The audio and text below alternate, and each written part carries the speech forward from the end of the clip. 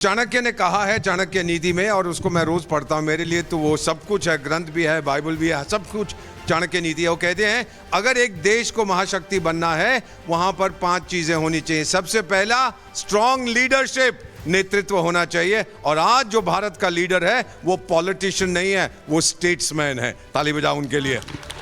दूसरी चीज उन्होंने कहा है कि आपका इंटरनेशनल इन्फ्लुएंस होना चाहिए, जिसमें डिप्लोमेसी, कूटनीति आती है। अभी अनुमान लगाया है, मैं पढ़ रहा था, एनालिसिस किया है, दुनिया के 3 सबसे इन्फ्लुएंशियल देशों में से 2 नंबर पर एक देश है, नाम उसका भारत है। ताली बजाइए। तीसरी चीज उन्होंने कही, वहां पर स्ट्रॉन्ग मिलिट्री होनी चाहिए, 3rd most powerful military in the world, जिसके पास जनरल सेना जैसी संतान है, इनके लिए। चौथे बोले आर्थिक ताकत होनी चाहिए, दुनिया की 4थी सबसे बड़ी आर्थिक व्यवस्था भारत के पास है। और 5वीं चीज जो वो बोले, उस देश की महिलाओं में दम होना चाहिए। ये आपके सामने खड़ी है हमारी एक बेटी। और फिर वहां पर एजुकेशन होनी चाहिए मैम, वो मदरसा वाली एजुकेशन नहीं, एजुकेशन जो भारत के 60,000 कॉलेज और यूनिवर्सिटीज में दी जाती है।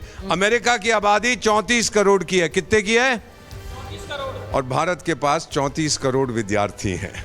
अब आप अनुमान लगा लीजिए कि हम कहां जा रहे हैं। रोक सकता है हमें कोई? नहीं सुना मैंने, रोक सकता है? 200 साल तक, ये आपसे, मैं जस्ट गिव मी 30 सेकेंड। 200 साल तक दूसरों ने भारत का भविष्य लिखा था, वो गोरे की औलाद ने। आज मैं उसका भविष्य लिखूंगा। आप मुझे ये बताइए, उन्होंने हमारा भविष्य लिखा, अब कौन लिखेगा? मैंने नहीं सुना, कौन लिखेगा? तो मेरा आपसे एक ही अनुरोध है बेटा, आप सब उम्र में बहुत कम हैं, भारत को गोरे की नजर से मत देखो, भारत को भारत की नजर से देखो। ये कर्नल अनुराग भी आ गए हैं, लेकिन उससे पहले जरा कुछ जो लोग यहाँ हमारे साथ जुड़े हुए हैं, हमारे साथ जो जुड़े हुए हैं, उनकी एक जन भावना, मुझे लगता है कर्नल साहब, जब सेना लड़ती है और बॉर्डर पर जब वो दांत खट्टे करती है दुश्मन की, तो ये जो यहाँ से हुंकार जाती है देश की जनता की, वो कितना बल देती है, वो जरा कर्नल अनुराग को बताइए जरा, क्योंकि जब आप जोर से बोलेंगे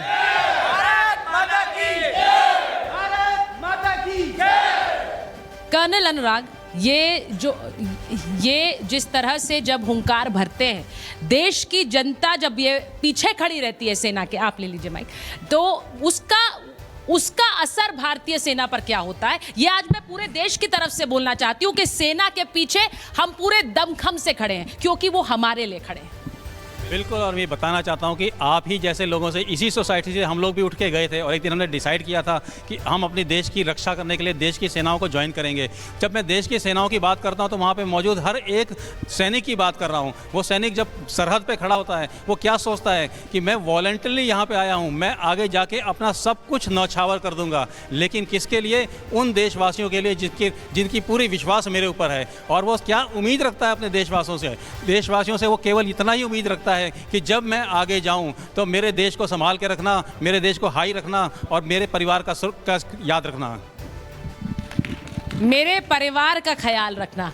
और आपने बिल्कुल सही कहा, वो जिम्मेदारी देशवासियों की बनती है। लेकिन आज मैं एक चीज कहना चाह रही हूं, जो ये पाकिस्तान बैठकर वहां एक फॉल्स प्रोपेगेंडा चलाता है, उसी को आज ध्वस्त किया जब प्रधानमंत्री वहां एयरबेस पर पहुंचे।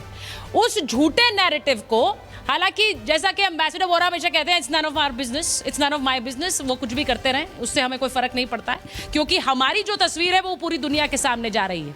लेकिन जब प्रधानमंत्री नरेंद्र मोदी आकर सीधे ये कहते हैं कि टॉक एंड टेरर नहीं चलेगा, जब वो कहते हैं पानी और खून एक साथ नहीं बह सकता है, जब वो ये कहते हैं कि न्यूक्लियर धमकी, न्यूक्लियर थ्रेट नहीं चलेगा, ये कितनी बड़ी बात है, क्योंकि एक न्यूक्लियर संपन्न देश है पाकिस्तान, उनकी धमकी से कुछ नहीं होने वाला। मैं एक चीज पूछूंगी, आपसे पूछ रही हूँ प्रोफेसर साहब, ये जो न्यूक्लियर गीदड़ भभकी बार बार देते हैं, इस बार हमने कह दिया आप जो बोलते रहिए, कुछ कहते रहिए, हमें कोई फर्क नहीं पड़ रहा। आपको कैसे पता चल गया था कि मैं क्या कहने जा रहा था? मैं कहने ये जा रहा था कि जो रोज बात करते थे ना 200 ग्राम, सर माइक उठा लीजिए। हाँ। ये जो रोज बात करते थे ना 200 ग्राम के एटम बम की, 500 ग्राम के एटम बम की, लिख के रख लीजिए मेरे से, आप ही कुछ समय जल्दी ब्रेकिंग न्यूज देंगी पाकिस्तान पे कोई एटम बम नहीं है।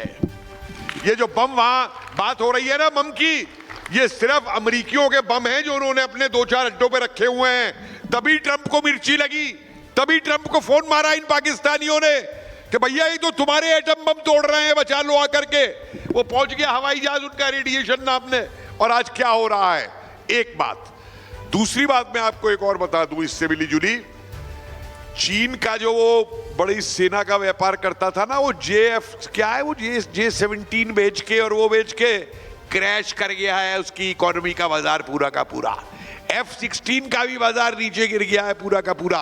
भारत ने साबित कर दिया है कि 400 तो अभी हमने यूज ही नहीं किया, अभी तो हमारे आकाश ने इनको जो है मजा चखा दिया है पूरा का पूरा। और एक और बड़ी मैं हंसी की बात आपको बता दूं, क्योंकि बच्चे बैठे हैं, कुछ हंसी मजाक भी होना चाहिए। एक खबर ब्रेक कर रहा हूं। चीन की अर्थव्यवस्था को बहुत बड़ा खतरा। पाकिस्तान ने गधों का व्यापार चीन से बंद किया।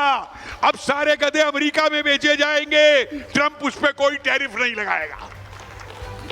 एक चीज मैं भी ऐड कर, कर्नल साहब भी एक ब्रेकिंग दे रहे हैं भाई। हाँ बोलिए सर। सब बच्चे ये जान लो, देखो बम की धमकी देना बड़ा आसान है। पाकिस्तान पिछले 30 साल से हमें धमकाता आ रहा है। आज पहली बार जब उसके सामने हमारी सैन्य शक्ति की प्रदर्शन हुआ तो वो धरा का धरा रह गया। आप लोग समझे, होना और यूज़ करने में बहुत फ़र्क है। हमारा एयर डिफेंस सिस्टम इतना स्ट्रांग है कि उनकी एक भी मिसाइल, एक भी ड्रोन भेद नहीं पाई। आज अगर वो कोई बम ट्रांसपोर्ट करने की कोशिश भी करेंगे तो उनका सक्सेस हो ही नहीं पाएगा। विश्वास रखिए, अपनी सेनाओं पर विश्वास रखिए, और मैं ये पूरे 5 दिनों में दिखा दिया।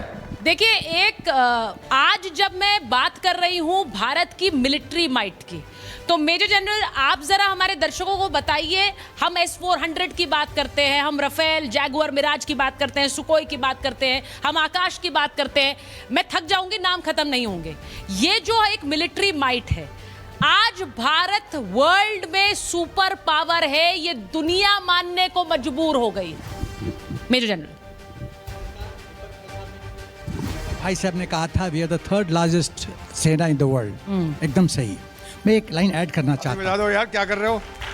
मैं एक लाइन ऐड करना चाहता हूँ। स्ट्रेंथ वाइज, इक्विपमेंट वाइज हम 3rd लार्जेस्ट आर्मी है, एयरफोर्स नेवी है, लेकिन वीरता में, प्रोफेशनली में we are the best in the world.